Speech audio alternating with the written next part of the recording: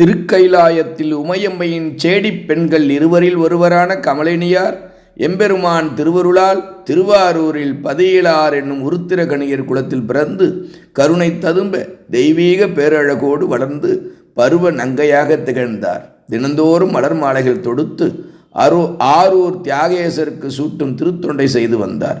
அப்படி ஒரு நாள் மலர் சூட்டி மகேசனை வழிபாடு செய்து கோயிலில் இருந்து வரவும் நம்பியாரூரர் திருக்கோயிலுக்குள் புகவும் சரியாக இருந்தது.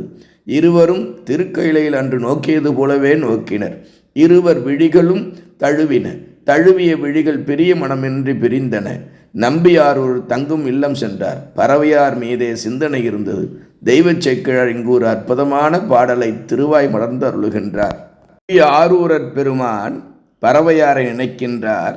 கற்பகத்தின் பூங்கொம்போ காமன் தன் பெருவாழ்வோம் பொற்புடைய புண்ணியத்தின் புண்ணியமோ புயல் சுமந்து விற்குவளை பவள மலர் மதிப்பூத்த விரை கொடியோ அற்புதமோ சிவனருளோ அறியேன் என்று அதிசயித்தார். எப்படி இருக்குங்க பாட்டு? பறவையாருக்கும் இதே நிலை தாங்க. அவர் சிந்தனை படம் பிடிக்கிறது பெரிய புராணம். முன்னே வந்து எதிர் தோன்றும் முருகனோ பெருகொழியால் தன்னேரில் மாறனோ தார் மார்பின் விஞ்சயனோ மின்னேர் செஞ்சடை அண்ணல் மெய்யருள் பெற்றுடையவனோ என்னே என் மனம் திரித்த இவன் யாரோ என நினைத்தார் என்று பெரிய புராணத்தை தெய்வச் சேக்கிழார் காட்டுகின்றார். முன்னே வினையால் இருவர் உள்ளம் ஈர்த்த காதல் அன்பின் ஒருமித்த உணர்வு இருவருக்கும் எப்படி இருந்தது என்பதை தெய்வச் சேக்கிழார் படம் பிடித்து காட்டுகின்றார்.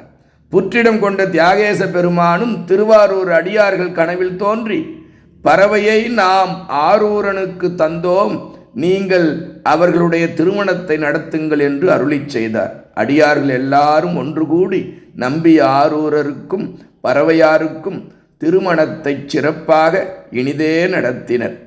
நம்பி ஆரூரரும் பறவையாரும் கருத்தொருமித்த காதலில் இருமணம் இணைந்து இல்லறத்தை நல்லறமாக கொண்டு வாழ்ந்து வந்தனர். சிவா திருச்சிற்றம்பலம்.